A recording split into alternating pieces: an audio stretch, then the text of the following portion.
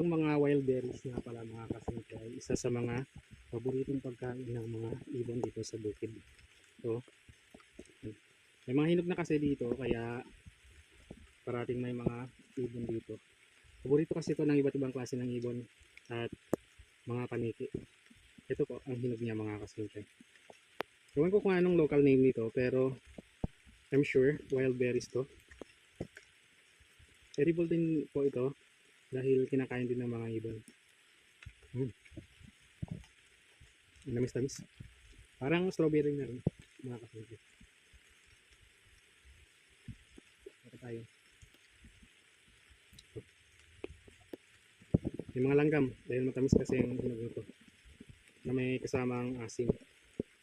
So I'm sure mataas to sa antioxidant kasi family din siya ng berries.